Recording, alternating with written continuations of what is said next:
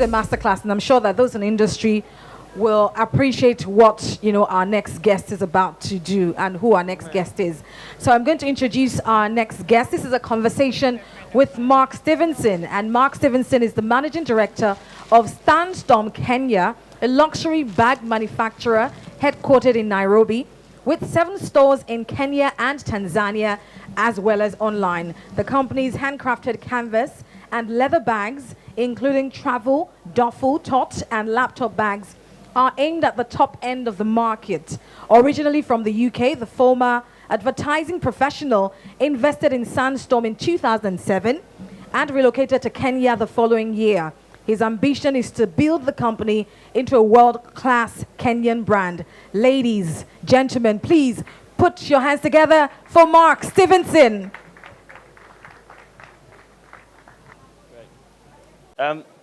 Thanks very much. I think Omoyemi is joining us in a few minutes, so you're going to have a bit more of me and a bit less of her to start off with, so bear with me.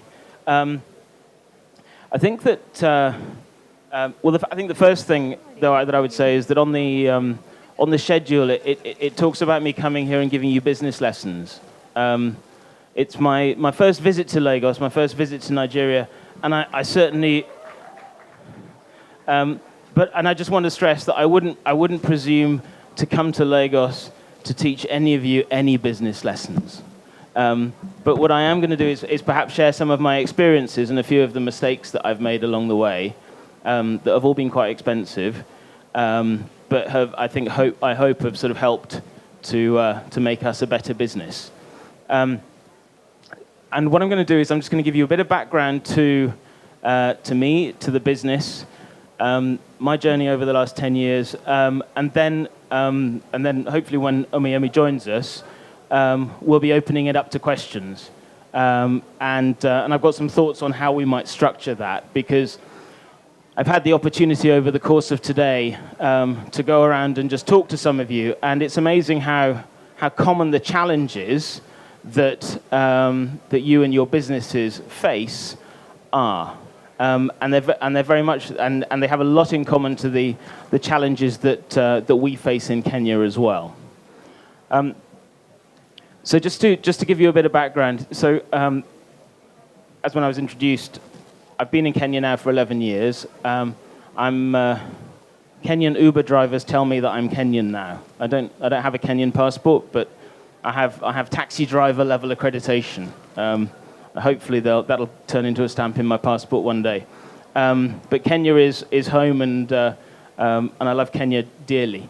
I also now, from a leather goods standpoint, I sit on the board and I'm chairman of the Technical and Strategy Committee of the Kenyan Leather Council, which is the government body tasked with building a strong leather industry, both in terms of the processing of the material, and then also value addition, so value-added manufacturing, whether that be bags or footwear. And although I sit on that board and I chair that committee, I can say that getting things moving through government is challenging.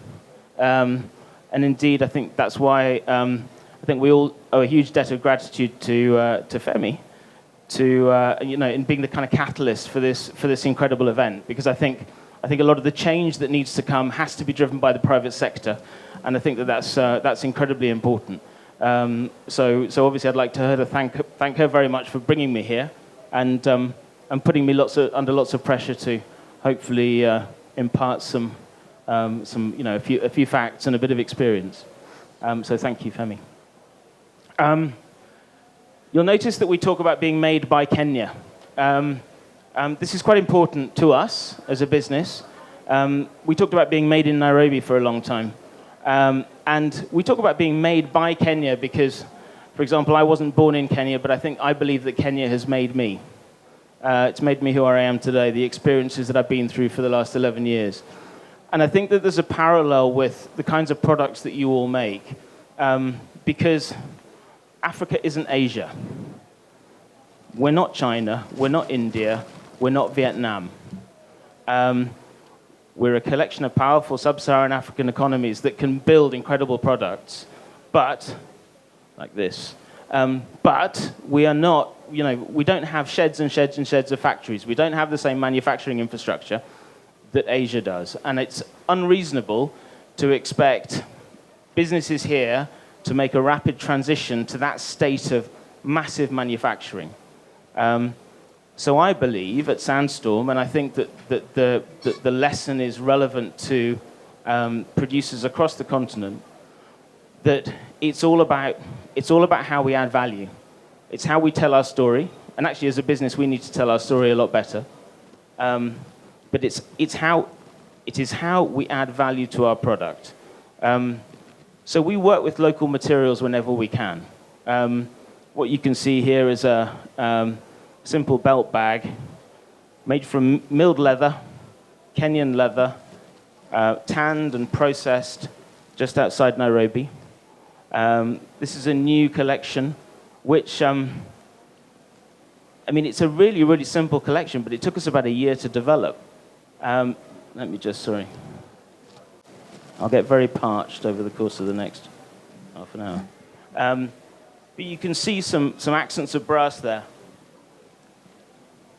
All the brass that we use, the simple brass, whether it's D-rings, rectangles, is all hand cast. So it's all cast from recycled brass, local to the factory. We could buy it cheaper in China. We don't. We make it locally. It builds our story. It adds value. The buckle that fixes the buckle that's on the strap on that bag, again, made in Kenya. The lining fabric comes from one of the last textile mills in Kenya. And actually, that's just a point I'd like to make about one of the specific challenges that we have, and I'm not sure if you face here as well. But there's a wonderful thing called AGOA, which the African Growth and Opportunities Act, which I'm told is supposed to open lots of doors for African businesses to sell to the United States. And that's great. But one of the reverse conditions of that is that we have to take their second-hand clothes. So we take all of their second-hand clothes, and people can buy very cheap clothes, and everybody needs to be clothed. That's great. But one of the consequences of that is it kills the domestic textile industry. So on the one hand, we're trying to grow manufacturing businesses. We're trying to create employment. We have millions and millions of people, young people who need jobs. But we can't build factories to make clothes to sell to our own domestic market because we can't make them cheaper than stuff that's being given away and sold secondhand. So we've kind of got this kind of sort of dependency culture, which is really, really, really unhealthy. So when people talk to me about open trade with America, I don't always jump for joy because it doesn't always do as much good for domestic, in my case, the domestic Kenyan economy, as you might think. There are unintended, or who knows, perhaps intended consequences of that. But nevertheless, so our lining is Kenyan, our leather is Kenyan. The one thing on that comes from outside, actually, no, I lied, two things. The rivets, because we don't make rivets in Kenya, and then we've got some nice YKK zip, which comes from Swaziland. But apart from that, it's a fantastic Kenyan product. Shot by a Kenyan photographer, styled by a Kenyan stylist, and my friend Asiko here is actually one of the finalists in the Elite Model Look competition along the road at the Eco Hotel tomorrow. So who knows, after tomorrow I probably wouldn't be able to afford to have her model for me, because I think she's probably going to be quite famous. So that's our latest collection. So where was I? Over the last 10, 11 years, when I came to Kenya, our background was making safari tents. So our business as a bag company grew, I suppose, came from a sustainability story. So the product started to be made from the offcut that was generated by the tent business. And then the tents went away and the bags remained. And when I invested in the company and moved to Kenya, somebody had a great idea, which was to export all of our bags because they thought that people elsewhere in the world would love them. And our bags are popular, or have been popular overseas. But it actually opened up a lot of challenges, and some of these will be challenges that will be familiar to you. I have to remind myself, because I'm getting old. But I think there are, in terms of your businesses, I think there are two triangles which illustrate pretty much most of the problems, or that we can talk around. One, a triangle, three points, quantity, speed, and price. And the other, based more around demand, skills, materials, and equipment. And I'd just like to talk about that for a few minutes. Quantity, speed, and price. Now, if you can make hundreds of thousands of something very, very efficiently and very quickly, then you're in Asia and you can work at quite tight margins. If you have a natural constraint on your ability to produce, so you can't produce hundreds and thousands, maybe you can only produce 50 in a month, maybe you can only produce 100 in a month, the amount of margin that you generate from each of those products becomes very, very important.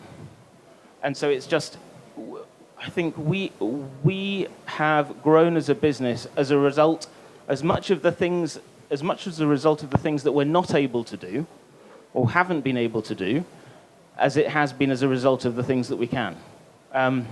So we know, or we knew 10 years ago, that we couldn't produce thousands and thousands and thousands of products efficiently.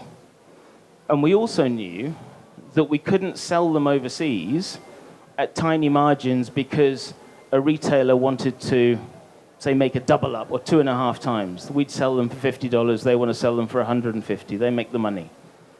We couldn't do that. So that forced us to focus in and look at our domestic market, which then led us down the path of opening our own shops. So now we have a factory that employs 40, 45 people with a very lean office. There's 6 of us, 7 of us.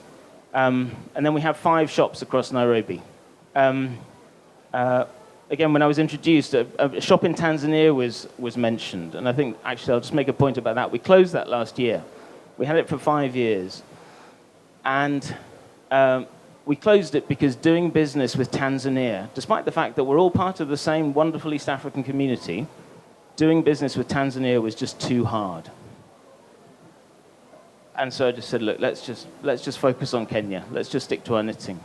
But I do think that the sooner we get rid of trade barriers and the sooner that all of sub-Saharan Africa can work together within a single economic market, and we can take down barriers to trade, I think that will help us all a great deal in the long run. So we got rid of Tanzania, sadly, and focused on Kenya. So we now have 5 shops in Nairobi, 6 shops in Nairobi, actually, in all of the main malls. However, I think that one of the challenges, or one of the things that we've recognized, is that the growth of certainly the Kenyan middle class has been massively overstated, and it's also been misunderstood. So what we found when we're selling is that we sell right at the top end of the market. We do some very good business, but we also recognize that market is finite and is limited. So as a consequence, we're now, having spent a long time building controls and processes and making sure that our factory is running as efficiently as it can, we're now looking to export, and we're looking to ramp that up, and we see that as being a significant opportunity. What we're going to be focusing on there is we're also going to be focusing on business to consumer. So we want to sell online, but I've spent the last 6 or 7 years building websites, and I've got it wrong every time. So I'm going to tell you how we're going to do it this time. We haven't started. We're starting in about 6 weeks. And then perhaps when it comes to questions, you can tell me if I'm making any sense, and or if you think I'm crazy. So the first mistake that we made when we tried to sell online before was we tried to be Amazon. And we're just a little company in Nairobi, so we can't really be Amazon. But what I mean when I say that is, we wanted to ship in 24 hours. We wanted to meet all of that kind of instant gratification culture that that is what sort of e-commerce business is all about. But in order to do that, because distributing product from Kenya, as I'm sure it is from Lagos, is so expensive, we used to ship product in bulk to the UK, hold it in a warehouse there, and then ship it on. but we make a lot of different products. We've got about 150 different SKUs. Not different styles, but different colorways, some of them in canvas and leather, some of them in leather. And that just created a lot of complexity. We also tried to sell sometimes at wholesale overseas, but overseas wholesale, we had to inflate our international prices so that retailers could make enough money from us. Again, that created massive complexity because we had two sets of pricing. We had a price list for Kenya and a price list for the rest of the world. But we have one internet that everybody can access, which just creates a lot of confusion. So confusion around pricing, I said, right, well, we've got to find a way of having universal pricing, whether we're wearing or overseas. Is that working? And distribution, we don't want to hold lots of stock overseas. So what we're going to be doing is we're going to be telling our story better, and we're going to be asking people to wait a little bit longer for their products. So if you want something in 24 hours, it's not going to happen. But the world is a big place, and I'd be delighted if we were selling 100 bags a month. And I think we can do that. I think we can do a lot more than that. And I think we can find enough people who want our product and are prepared to wait for it.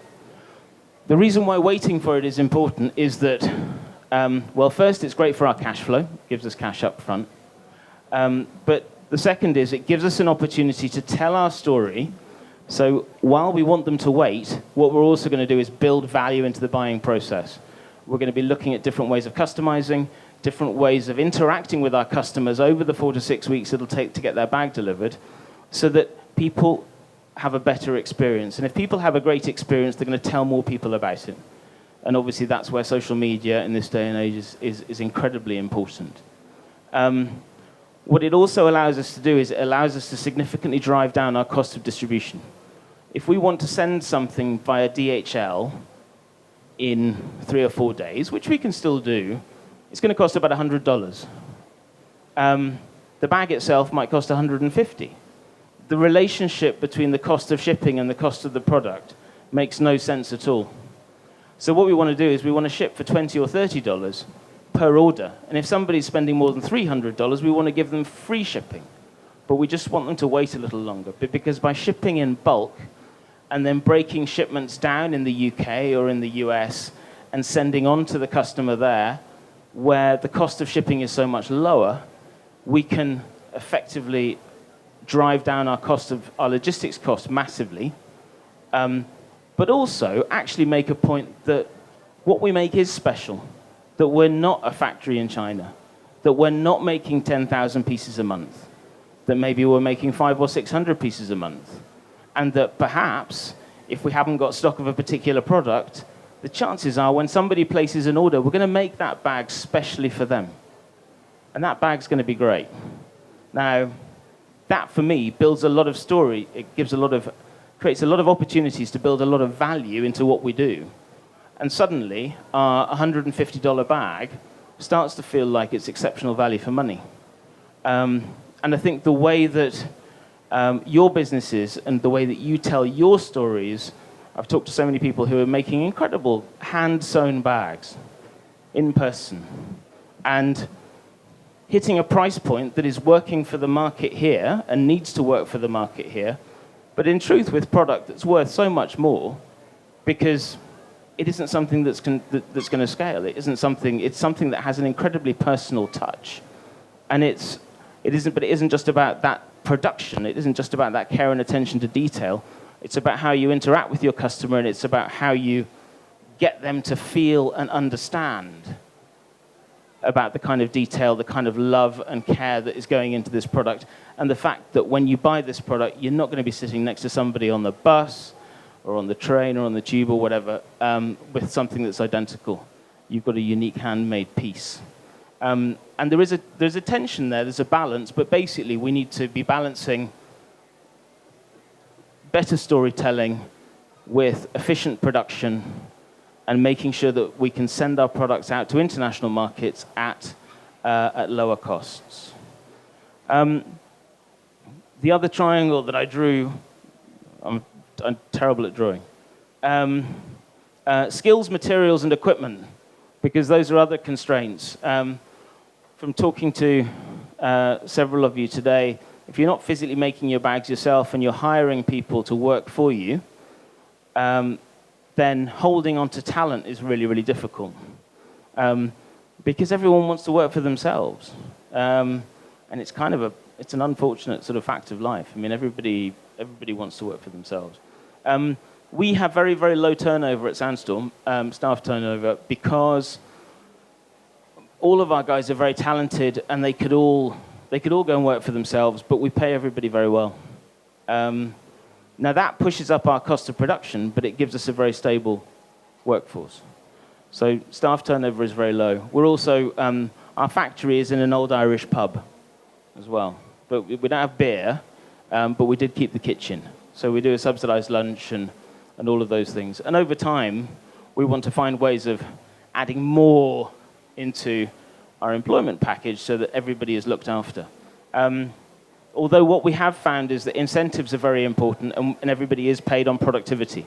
So on a piece rate basis with a guaranteed minimum salary. That's important because we thought, well, we experimented with just taking that away and having flat salaries and things.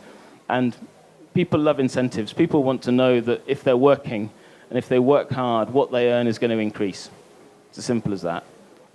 We tried taking that away, and there are great guys and ladies, but absenteeism shot up, illness shot up, people were off working for people down the street because they knew what they were earning every month. So, well, if you're going to give me that anyway, then you're not really giving me a reason to show up.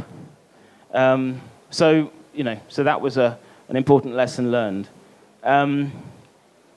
Availability of materials. I talked a little bit earlier on about how we've effectively got good at working within constraints.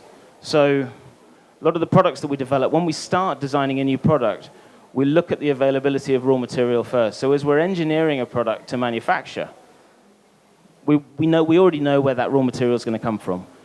We know what cost we're buying it for.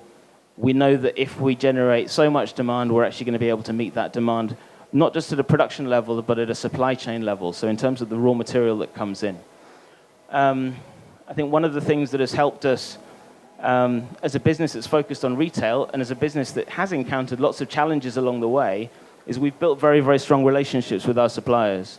So about 80% of our raw materials by value come from just 3 suppliers, and I have a personal relationship with every single one of them. And about 80% of our sales are retail, are cash sales. And we have a lot of products, a lot of range, so we have to hold a lot of stock. But because we've built those relationships over time, 80% of our raw materials by value are bought at 90 days terms. So we sell our products for cash, but we've always got strong stocks because we pay our bills on time, and we've built relationships based on trust and based on consistency of keeping our promises to them as suppliers, which has meant that we've been able to build up strong inventories, which I think is also a point of difference versus our peers and competitors in the Kenyan market, who often have to buy for cash because they simply haven't been in the market for as long as we have.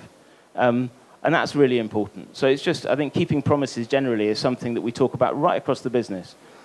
How we as managers keep our promises to everybody on the team internally, how we as a business keep our promises to our suppliers, the people that kind of keep us moving, and obviously as a brand and as a business, how we go about keeping our promises to our customers. Because, I mean, although I spent a long, long time working in advertising before I got involved with Sandstorm, advertising is the last thing that we've ever done. What we've focused on is building a really, really great product and building a strong reputation through word of mouth. And that's the thing that effectively has allowed us to build an enormous amount of goodwill that we don't take for granted amongst quite a broad customer base who consistently come back for more Sandstorm product. So, and that's been an important part of building a very strong brand.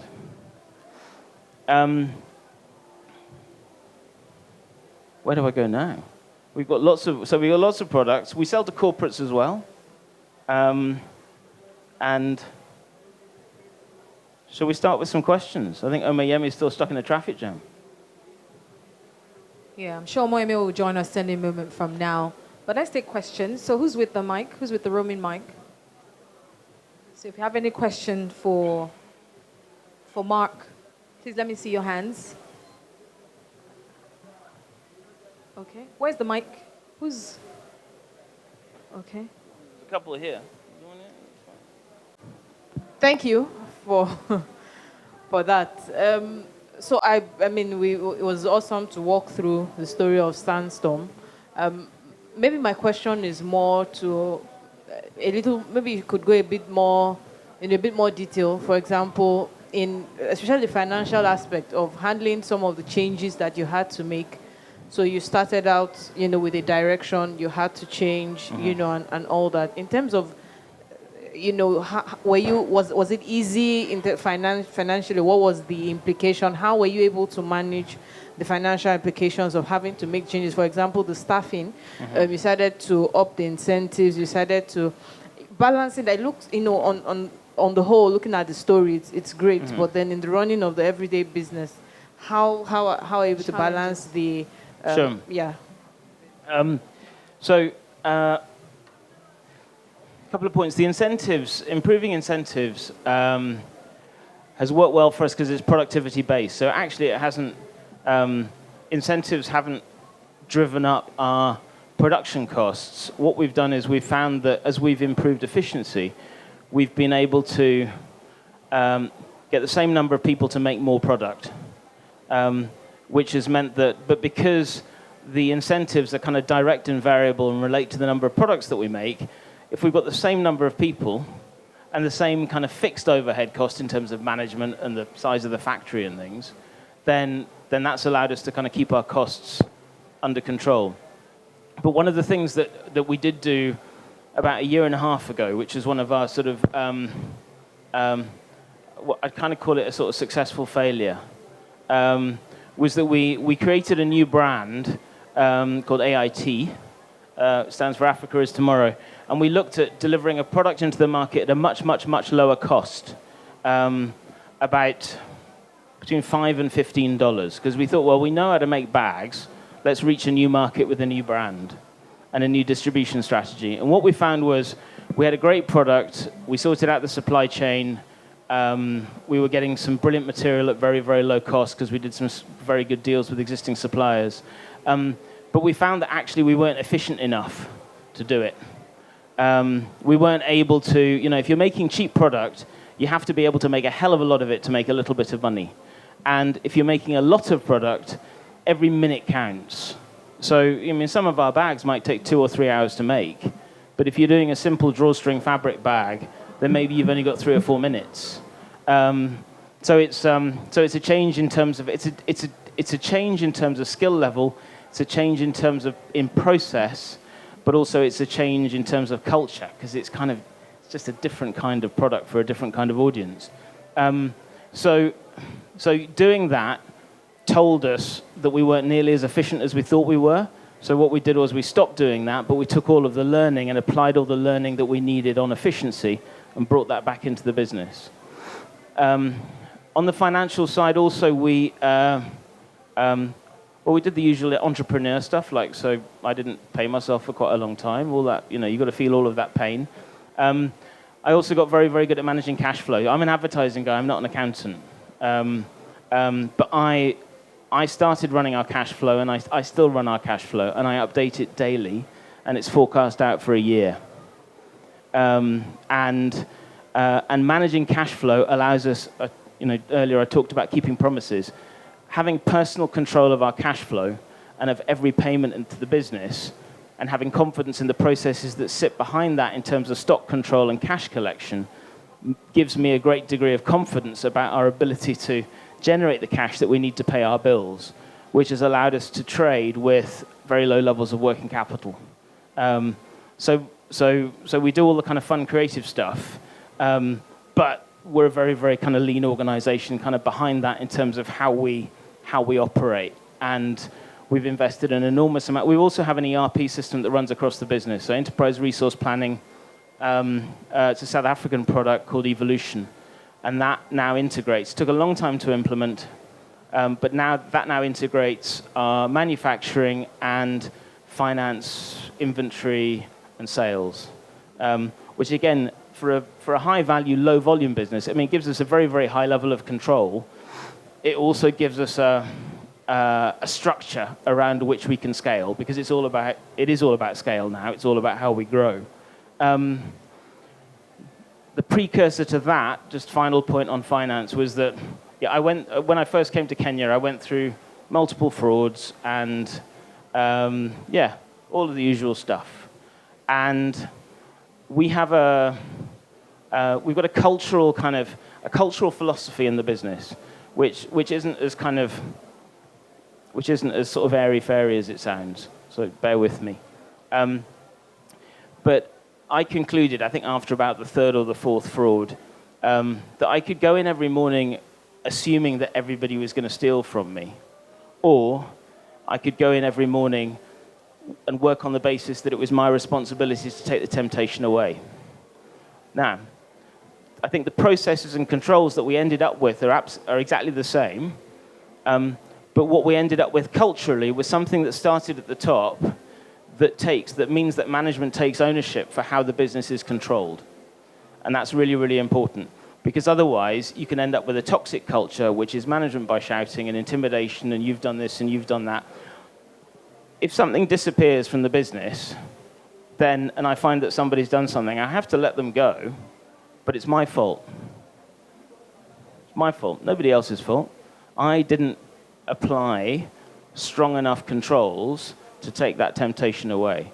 And that was also an important lesson. And at one point, because I got bored of auditors telling me that they were going to redesign our processes, I rebuilt all of our processes from the ground up, and I just did it myself.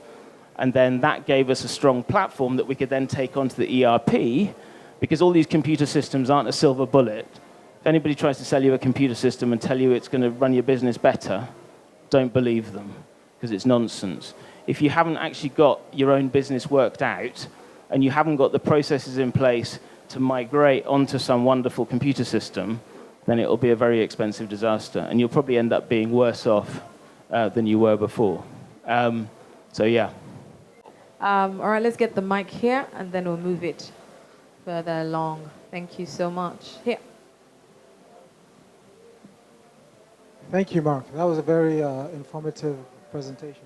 So I have my question is, so you've gone through the financial aspects and also the operational aspects. Yep. What about the creative aspect? Can you talk about how, so you mentioned you have 150 stock keeping units. Yes. What's the process in which, how you design a product line? Is it driven by the customers, or is it driven internally? Or is there a balance between them? I would say that it's nuanced. So how best to explain this? So we have information, so that the last bit of the puzzle for us, apart from much better marketing, is better processes that allow us to bring new product to market faster. So for a long time, we made the same product over and over again. And if we tried to change tomorrow to a sort of a seasonal system where we were producing completely new products 3 times a year, I think our business would kind of fall over very quickly. So we're sort of slow fashion. We're not seasonal in any way. And we introduce new product slowly over time. In terms of how we manage all of those lines, because we've got very good management information from the ERP, that tells us what's selling. But what we've also noticed is that when we've had out of stocks of different materials, it doesn't necessarily impact on sales, which suggests to me that people are switching from one product to another because they know that they want to buy something from us. So if we run out of X, I don't panic immediately.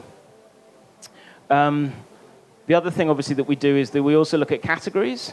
And when it comes to retail, we also look at the amount of space that category takes up within the shop, which sounds like a bit scientific, but actually, to be honest, it's just a big dose of common sense. So about 50% of our revenue, well, actually contribution, comes from leather products.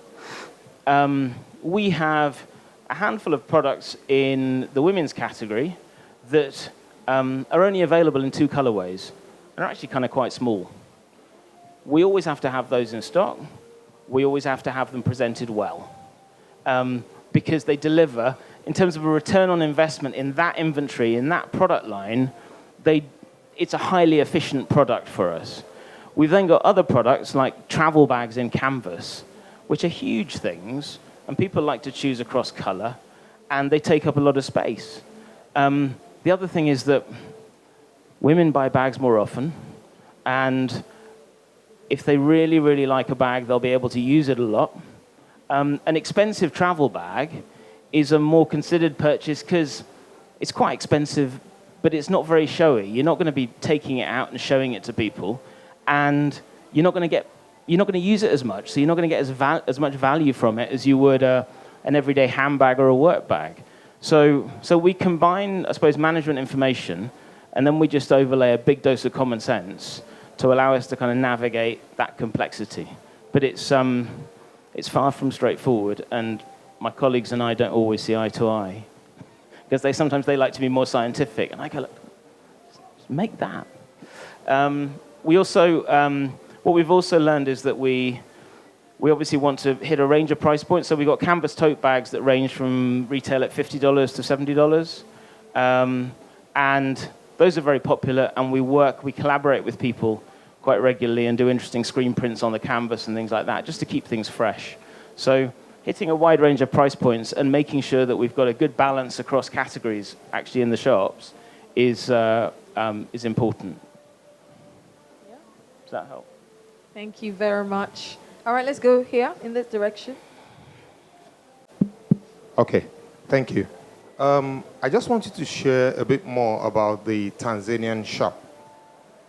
Nigeria, 200 million people, currently growing at less than 2%, and with quite some manufacturing going on, which means that the more we scale up and the more we have more shops like this, we're going to have more producers, which means the whole of West Africa is where a lot of people will look for volume.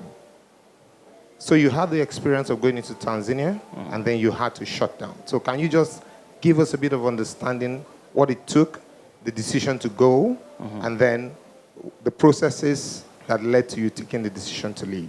Okay. Thank you. Sure.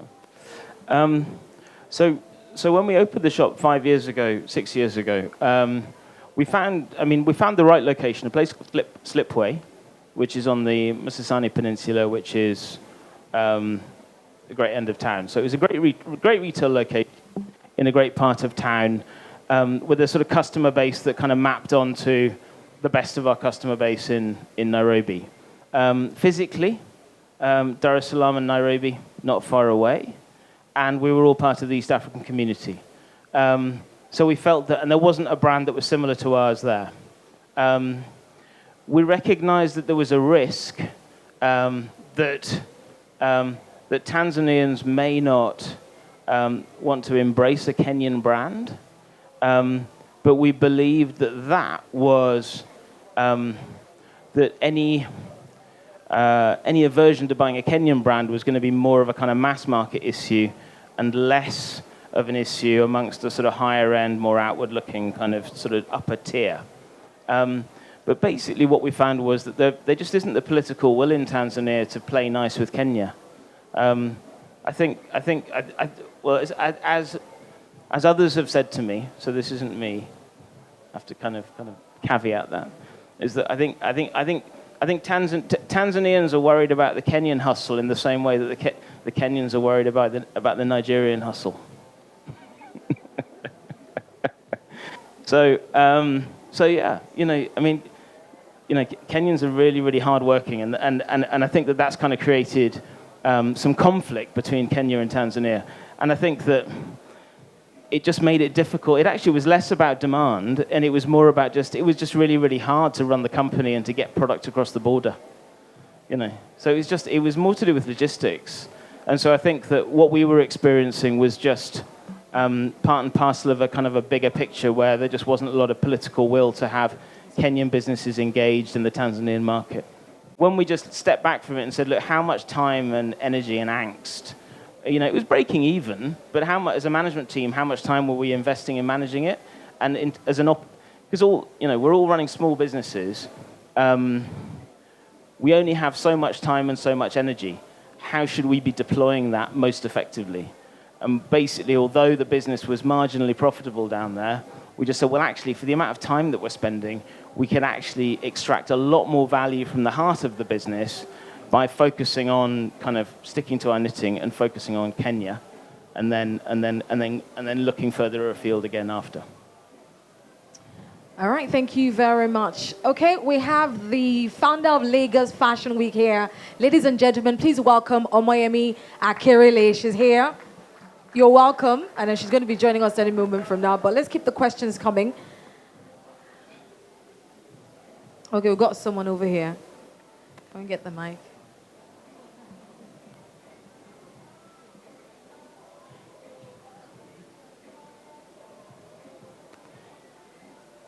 Hi, I just want to ask, how did you advertise to the middle class that is misunderstood, like you said? How did you advertise to the local market of the middle class? What, in Tanzania or Kenya? In Kenya. In Kenya, well, really, it's a sort of function of distribution. So we are, so it's more to do with how we tell our story in store. So we're in 5-6 locations. So we're in sort of premium retail locations, and in each of those retail locations, we've got a good spot, which means that we're visible as a brand. And the way that we tell our story is, for a long time we talked about being made in Nairobi, and one of the reasons that we did that was that Kenyans didn't believe that we were a Kenyan brand that was made there. When they looked at Sandstorm, Kenya, the first question they asked was, do you put the labels on before it leaves China or when it lands in Nairobi? But one of the outcomes of that was that it just made us much more transparent as a business. Well, we were never kind of not transparent, but I've always been a bit cynical about ethical audits. Not because I'm cynical about ethical production, it's incredibly important. But a lot of these documents aren't worth the weight of the paper they're written on. So we've got an open door policy. I'm not sure how many of our competitors come and look around our factory, but it could be quite a lot, because I've got no control of it. Anybody can turn up and have a look around our factory. They just go and talk to somebody in the office, and we've got a couple of different people who are trained and who will take people around and explain exactly what we do. And the thing there is that again creates positive word of mouth. So it's just people see the open doors, people get to see that we're a Kenyan brand. It unlocks a hell of a lot of pride, and obviously, with social media, it encourages people to share those stories when they've come and seen us. So we tell our story in the shops, and we encourage people to come and see the factory. All right, thank you very much, Mark. I'm sure Omoyemi would like to chip in at this point, and she has a few things to say as well. So we're going to let Omoyemi say something to us real quickly. Good afternoon, everyone. Thank you so much, Mrs. Olayibi, for inviting me. Thank you, Lagos Leather Fair. This is something maybe on the sidelines. I think I'm always trying to be there supporting Mrs. Olayibi, because I think this is very important. Predominantly because I think that the industry as a whole functions properly and functions more effectively when the model that's being used is more, it comes from how we add value to the finished product. Bearing in mind that, yes, Nigeria might be one of the world, possibly or arguably one of the world's biggest exporters of leather, but in terms of value add and who benefits most from all of that, we're probably at the bottom of the pyramid. So yes, my name is Omoyemi Akerele. I work for a company called Style House Files, and we're a fashion business development agency. And primarily what we do is, wow, that's interesting. What do we do? So primarily what we do is how do we unlock access to markets? How do we unlock capacity building and skills development for the sector? How do we unlock opportunities for presenting designers as a group? How do we discover new talent? How do we ensure that we gradually begin to position fashion as business in Nigeria? Recently, we had a talk called Fashion Focus Talks in Abuja, and we invited Tefa Ashway from She Trades International Trade Center. Because oftentimes I get discouraged because I've worked in fashion for almost 16 years now, and my career, wow. I started off as a stylist, and then, like the proverbial Alice in Wonderland story, I just dived deep down, started as a stylist, and then halfway along the line realized that there's so much missing that I thought, either because of how engaged I seemed, that we could contribute to solving. Anyways, so oftentimes we get discouraged, or I get discouraged that, wow, it's been 16 years and it doesn't feel or seem like the industry is contributing in any way to the Nigerian economy. Because if we think about the creative industry as a whole, oftentimes you hear about music, you can see the numbers, you hear about Nollywood, you can see the numbers, but when it comes to textile and apparel or leather goods or anything like that, you don't get a sense of what's happening. And then, she shared a statistic with us that I think in 2011, possibly our contribution to GDP was less than 0.0 something percent. And fast forward, like almost 10 years after, we're about 2%.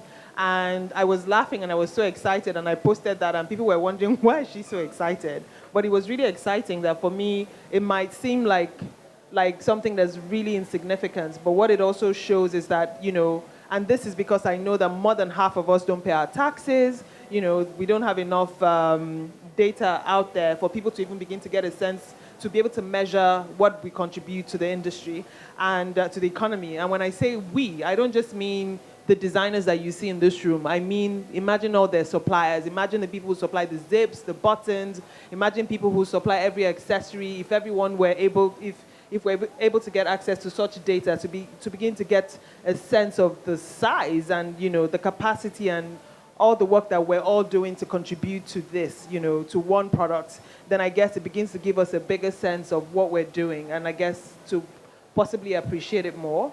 So in terms of talking about what I do, I'm not the best at talking about that, but I think, for me, it's just to inspire and to encourage everyone that, listen, it might seem like, wow, we're not really scratching the surface or not doing anything. But if we think about the biggest employers of labor today in manufacturing, someone said, it was Tefa as well, that the textile and apparel sector, which includes, sorry for now, when they say textile and apparel, it kind of includes everyone, leather and the stakeholders, that we actually employ more labor than maybe, for example, the cement factory. Who would have thought? When we're thinking about formal manufacturing or informal manufacturing. So it's little things like that that give me a sense of hope that, listen, it's not the big jump that we're hoping to see, but it's incremental signs, the littlest signs, the minutest of signs that shows that possibly, hopefully someday we'll get to that place where we all feel comfortable enough to say that, yes, this is what I do within the value chain. This is my role within the value chain. This is how much my business makes. This is my profit. And this is, I employ X number of people, and out of all those people, this is what they're doing, and they're also able to share what they're contributing to the value chain. So, yeah. Okay, a round of applause. I think she deserves that. Thank you so much, Omoyemi. And so let's continue. Like I said, this is a conversation, so we'd like the questions to keep coming. So if you have a question for Omoyemi now, you can also raise your hand if you'd like to ask a question. But I think a few people still had questions for Mark. Okay, so do we have them? Okay. There's a gentleman over there.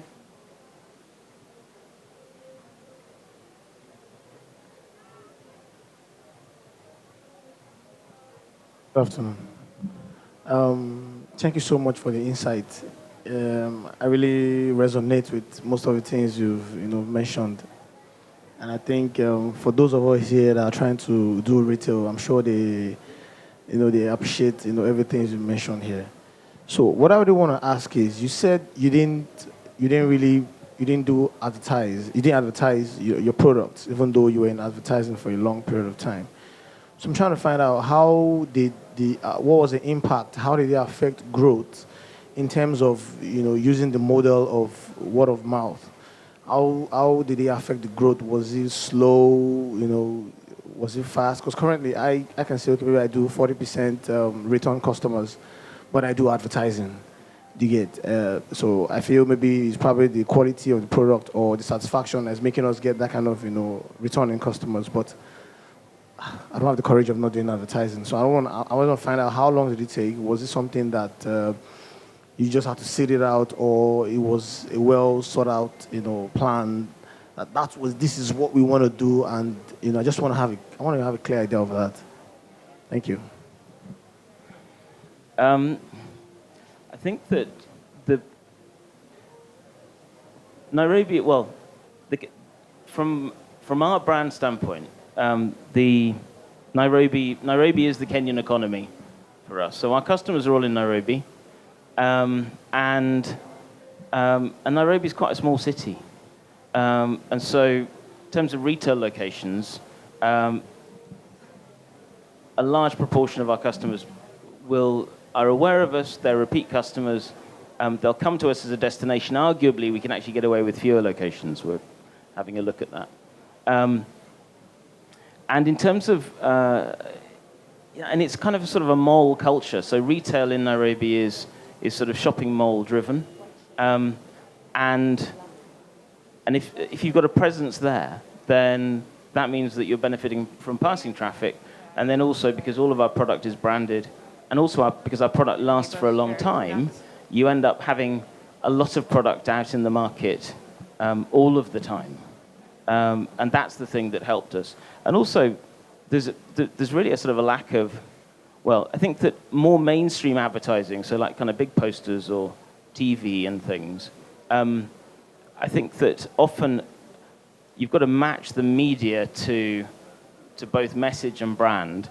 And by that I mean, even if you've got a load of money to throw at advertising, you can actually, by choosing the wrong channel, like a big billboard, you might end up actually making your brand feel less special and more mainstream. You might actually, if you're want to build a luxury or a premium brand, if you use a mass market channel, even if you've got the money to do that, you can end up eroding rather than adding value. So it was just slow. Would we have liked to have seen more growth? Absolutely. Although actually I think that there's probably a limit as to probably how much we can sell in Nairobi.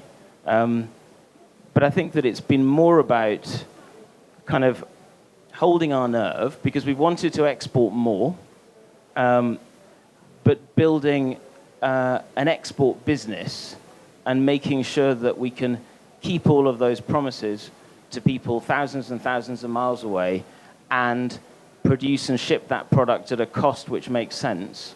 That's the thing that's taken time. It could have, I think if we'd been slightly better funded, we could have perhaps done it a bit faster. But I think that there's no kind of substitute for what it has done. 10, 11 years has given us a lot of kind of depth, a lot of authenticity. It's built a strong, you can't build a strong reputation overnight. I mean, all these luxury brands in Europe that we adore, some of them have been around for, over 100 years. A lot of the value, those brands have been kind of built and they've been nurtured. But a lot of that value has come from just being really, really, really consistent over a very long period of time. And building reputation. Actually, one final point is one of the things, however, that we are doing now is that the moment we're collaborating with a wonderful lady called Sharon Mundia, who has a presence on Instagram, which is This Is S, and she presents a lifestyle program on one of the television channels and so on. And we're producing a product in collaboration with her, or a collection of products, because I really admire and respect her. She has a great following, and we're producing some great product together. But also relationships are very, very important to us. So it's sort of, if the relationship's there and there's something interesting, then it's something that obviously we can explore. So I'm always a little bit suspect about this word kind of influencers, and kind of everyone's an influencer, but in this case, this is a more robust relationship that actually connects her right into product, and she's right at the heart of development of the collection. And I think that and then that is obviously kind of creates its own incentive for her to. I think she's going to be creating some great content around it, which it'd be interesting to see how that goes. That's the first time that we've done something like that. And just to add a little bit to that, I think for me, marketing is something that's been democratized in the sense that, this time about 10 years ago, for you to do any type of marketing, you're going to really need like a huge budget. But fast forward 2019, everyone's sort of become a publisher. Everyone sort of, you can self-publish, self-promote. There was an article on the Business of Fashion like a couple of days ago that are we gradually seeing the extinction of PR companies? Because the truth is everybody can just tell your story. So in marketing your products, in marketing your brand, in marketing who you are, you can actually sit with a team of people internally, like he said, like, oh, you know what? I'm about the products. I want to protect the value of my products. I don't want it to seem like it's everywhere else. That's his story. So it made a lot of sense for him to sort of maybe follow that approach in the sense that you still want people to feel like the product is exclusive to a certain extent. So it's all about taking that back step and asking yourself, what exactly do you want your product to say to the market and to, the potential customer that you're trying to target? And in answering those questions, you also have to be conscious that at the back of your mind, you have all the tools that you need in 2019 to be able to start something, either in terms of having a blog, or of course we know social media, the social media tools. All you need to do is have a post on your Instagram and then you promote it. You can pay for that across Instagram, Facebook, Twitter, if you want to push a product. And quite a lot of people, a lot of brands now don't even bother with traditional marketing or PR, and that's, I guess, how they get their products out. Sorry, one additional point, which is that, which I think illustrates kind of the way that the brand has developed in Nairobi and in Kenya, is that we're a premium brand. Our aesthetic is quite conservative. It's not flashy, but we were approached about 2 years ago by a friend who runs a company called Kenyan, who's a main music promoter in Nairobi, bringing in big bands from and DJs and so on from overseas. And so we just started to have a relationship and basically gave them product, so that effectively, whenever interesting people came in from outside of Kenya, they always left with a Sandstorm bag. And beyond that, they pop our logo on the poster, and that's great. But the interesting thing is that that felt very relevant and very appropriate to them. We've also, which is here, this is a bag that's called the Fuzak, which is a headphone bag, which we developed with a Kenyan DJ. And when he's out traveling, he gives these to his mates. Tebby, who's talking tomorrow, who's great, and is a friend of mine, he's getting one of these because he asked for this ages ago. But we've taken that a bit further, and yeah. So you asked the question about marketing, and I said no, and then suddenly I'm going, oh, hang on a sec. So in 2 weeks' time, we're turning our factory into a club venue. So there's a new strand of deep house music, and our factory used to be a pub, and we're turning it into a club for a night. So we're taking out all the sewing machines, we're taking out all the dangerous stuff.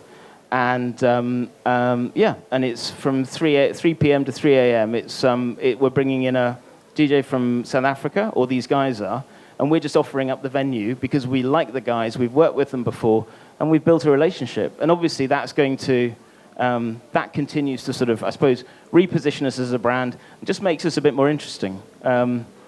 There's a beer festival happening in Nairobi today, and there's an interesting microbrewery called 254 Brewing Company. They mainly dispense at house parties and things at the moment, so they don't have a packaged product. But they needed to have keg koozies, so kind of just things, big wrappers that would keep their kegs cool that they could mount the beer fonts on. Is it something that we'll make a huge amount of money on? Not at all. But I love beer. And I love beer. Lots of other people love beer. And we've produced a product for them that we're really, really proud of. It's got our label on. And so we work hard to be associated with, with the best or the kind of coolest brands. So we look at back to the sort of made by Kenya. We look at how we can create kind of relationships and also have a bit of fun. Yeah, I was going to touch up on that as well. That Sandstorm also loves collaborations, because last year we were in Nairobi and we had a talk, and in Mark's usual manner, he gave everyone a bag. And when you sample the products, you feel it. You know that definitely the quality is really great.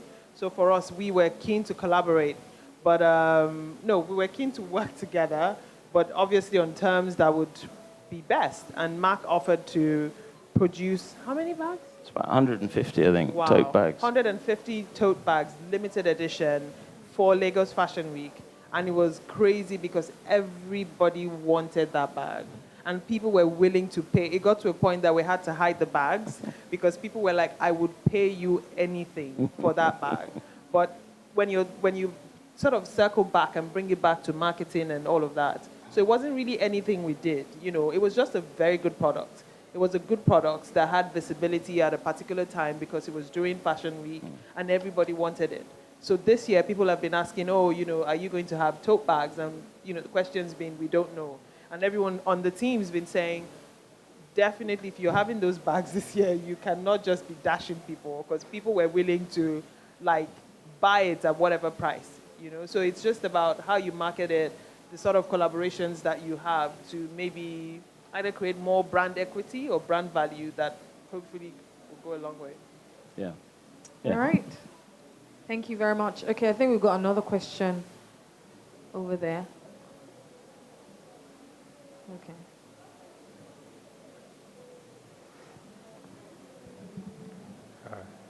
Thank you, sir. So this is my question. You made mention of a challenge of delivering your products. So how do you challenge? Because as a startup, I also faced the same challenge of maybe delivering a product within our own country, Nigeria here. Mm-hmm. So how do you overcome it, and what is your advice to startups? So in terms of logistics, just kind of... Yes, in terms of logistics. Getting things from A to B at the lowest possible cost. Yeah?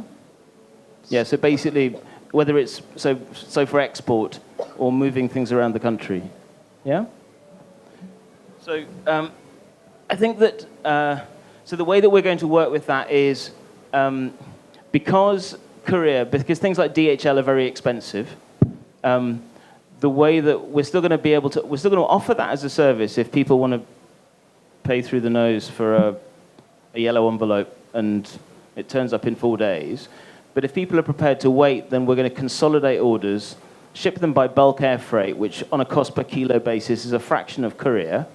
And then when that box arrives, say in the UK, in Europe, in the States, then we'll have somebody there who will effectively unbundle that shipment and then send it on. So effectively, if people want to pay a premium, then they can get a rush. They can get it shipped in a rush. But effectively, what we're calling it is sort of patient pricing. So it's just like, if you just want to pay $20, $30 shipping, we'll get it to you, but it's going to take a bit longer. And I think that... well, that makes sense for us. So what we're then going to be doing is just looking for people who are prepared to wait. Because the fact of the matter is, we can't deliver it in 2 or 3 days and charge nothing for it because it'll wipe out our margin. But we do believe that there are opportunities to customize the service and also to tell the story about the production of the product. So I'll give you an example.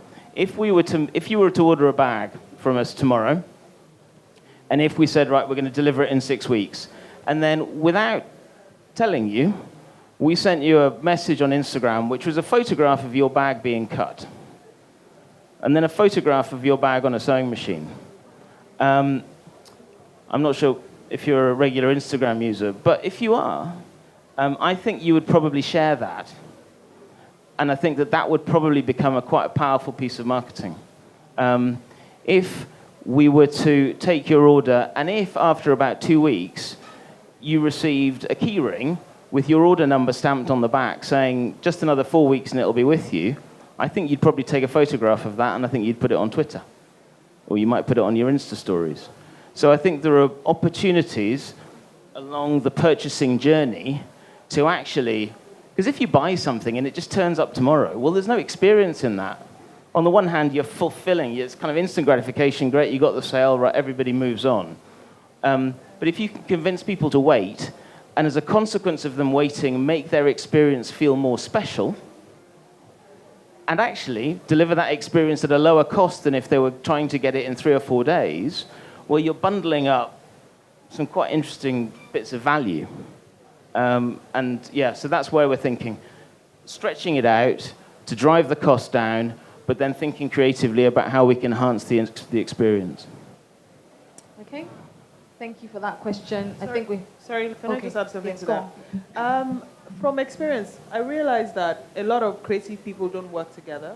So a lot of people end up having the same problems, but because you're not talking to each other, you're not getting the best value for your money. So imagine people working in clusters and approaching DHL. You approach, what's the American one called? UPS, FedEx? Yeah, FedEx. Pardon? Yes.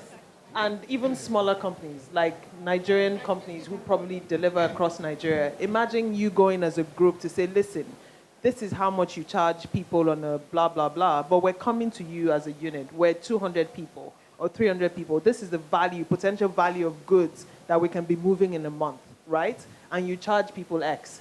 How about if you go together, chances are that you might get a discount because, a creative industry discount or something for leather manufacturer, considering your goods are even a bit bulky.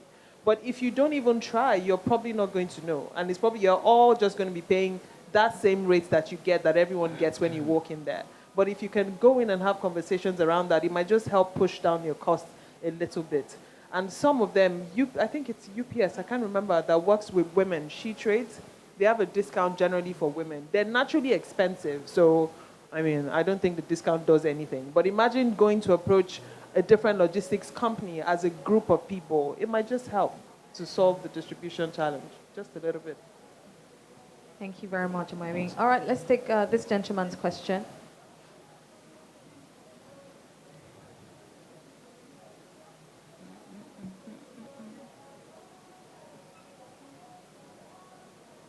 All right, thank you very much. Good evening. My name is Emmanuel Joseph. All right, my question, you talked about your experiences starting up. I'm talking about Mark Stephenson now, and a whole lot of experiences you said. Now, my question is, in that period when you started the leather factory, at what point were you introducing new designs? Did you just put them all out, or did you put one design one after the other? And if you did, what is the margin? What did you use in measuring the time of introducing new designs and new products into the market? Or did you just put it all out there? Sure. I think the first thing to say that the business existed before I got involved, or rather, I was working on the marketing side before I invested in the company. So there was an existing set of product that had grown up as out of this safari tentage company. So I inherited a range of product, and it took us a long time to introduce new stuff. That was principally because there was so much process and control stuff that needed to be sorted out. But also, at the time, so we had lots of inefficiency, control weaknesses, but for a long time, when we tried to make something new, we took our best people out of the factory and got them to work on that. And then while they were working on that, the rest of the factory fell apart. So it took us quite a while to get to a point where we had a full-time sampling situation with a full-time sewer, a pattern maker, and we've now got somebody who works with me on design, that together we could actually generate new product and go through, again, a tight process of production engineering, of costing, which is incredibly important, of making sure that when you're actually developing the product, you have a sense of the price point that you want to hit at the end of the process, or you're able very quickly and early in development to work out whether you can actually come close to a price that the market will accept, Or are you creating something that's so complex that it's either going to take a long time to make, or it's going to burn through a lot of material, and actually it isn't adding enough value to give you a price that's going to hit, that's going to work from a pricing standpoint. So we're now a lot better at making new things, but it took us quite a long time to get there. Okay. All right, let's see. I think I saw... Okay, all right. Any more questions? Oh, okay, here. Okay. All the way here.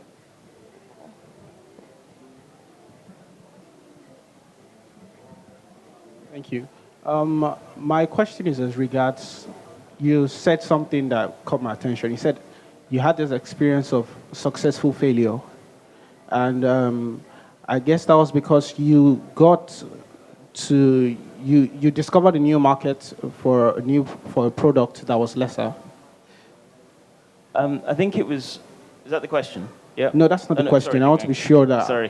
we're on the right track. Well, basically just learned from failure. So kind of turned failure into success by making sure that when we made mistakes, we basically took that learning and used them to make us stronger as a business. All right. Now, my question is it safe for an existing brand to create a lesser product for a new market? Yep. And how safe is that? Good point. So basically, the product that that new product that we made, we would be the brand owner and the manufacturer, but it wasn't going to carry the Sandstorm brand. So you're absolutely right. It was different material, different price point, different potential audience, and it would have people would have become very confused. You know, brands are people. You know, as soon as you try and be different people, a different person, and have different kinds of relationships with different audiences, things get very, very complicated very, very quickly.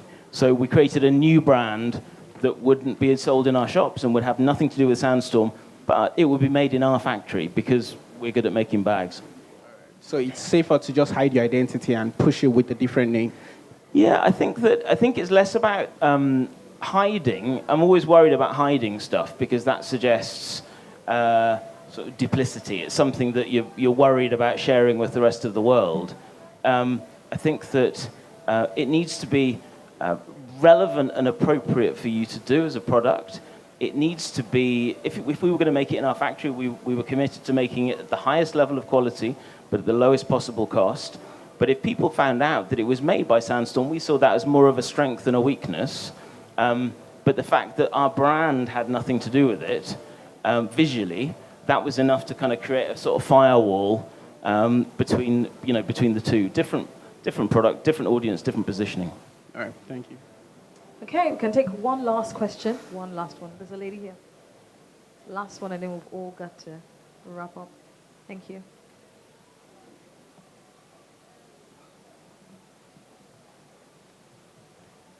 Hi, my name is Mrs. Wabudike, and I would like to know, because I'm new, I came in here to learn the business, but I was then gobsmacked about the amazing leather industry, here in Nigeria. Anyway, my question is this. If someone was going to start a handbag line, what will be the production line? Your designer, your pattern maker. So who makes up the production line? Well, I think that if you were starting a business like that from scratch, the best person to start a business like that is somebody that probably has one of those skills, or a skill that can play a part. I think what we found was that, try and explain that. What we found was that, and I think that, a lot of smaller fashion labels who make for themselves find difficulty in scaling. And one of the reasons for that is that when you start, you can actually get by with a very, very small team of people. And you can keep your costs really, really low. But as soon as you get to a certain size, you need to hire an accountant. and you need to hire a production manager to keep an eye on the sewers, and perhaps you need to, and so you might go from making no money to making some money, but then you very, very quickly get to a point where you've got to hire people and you've got to do all sorts of serious stuff around processes, and things get really not fun. And they also get quite expensive. But you've kind of got to go through that sort of transitional period to give you a platform that will then allow you to be kind of truly scalable as a business. So yeah, I mean, I think that design and sort of cutting, pattern making, technical skill is the most important. I think a lot of people probably hire in sewers, artisanal sewers, from time to time.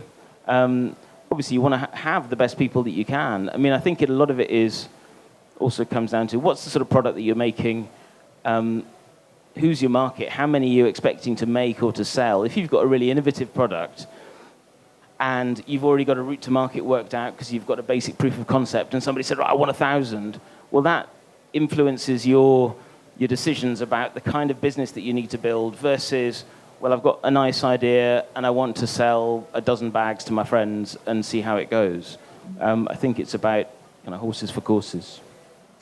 And just to follow up on that, I think the question you've asked is kind of, it's like the biggest problem a lot of creative people face in Nigeria. They're two separate businesses. Do you want to design bags or do you want to manufacture bags? So you decide. So if you want to do both, it's possible. But do you really need to do both? That's another question you need to consider. Can you approach a Sandstorm who's mastered the art of mass producing luxury bags? Or can you approach Femi Handbags, who probably has a factory, and then you go to them with your design? For me, I think that's the future, and that's where a lot of creative people need to start thinking. Do you want to design bags, or do you want to produce them? So I know that sometimes it sounds a bit simplistic, and you want to be in charge of making your own sample. Yes, if you want to be that, if you want to be that in control, you can hire one person to help you with the samples. At the same time, you can just focus on designing the bags, and then you approach the people who manufacture, whose jobs, that's what they do. They're skilled. They already have the production line. They have everything. You do the sourcing, or sometimes you can even hire people to do the sourcing from you. So from end to end, you have it covered. And then you can focus on the business of running a business, meaning I have designed this bag. Now I need to sell. So you can focus on everything else. But a lot of people that have walked this path before us are tired today. They're tired because they're running businesses they don't need to be running. They're doing the manufacturing, they're doing the production, they're doing the marketing, they're doing the distribution, they're doing everything. And it's only a matter of time when you get to that level where you need to scale up, like Mark is talking about. And people like Mark have, they've mastered that because they've had to go through it, so to speak. But then again, I'm sure the bigger the company, then the easier it is to know that your company is fragmented or divided into every department that you need to make it run, the production arm, the retail arm, and all of that. But please, I beg you, if you're starting today, decide, do I want to produce for people, or do I want to be a designer and just a businesswoman? Yeah, well, completely agree. And actually, if you'd asked the question, I'm starting a bag brand, do you think I should open a factory? I'd go, no. It's really hard. We just do it because, well, nobody does as well as we do. I mean, if we had an option, and we're all about being made in and by Kenya. So, and yeah, we're now in a situation, we're a vertical business and we're very happy with where we are, but it's a really, really hard way of getting there.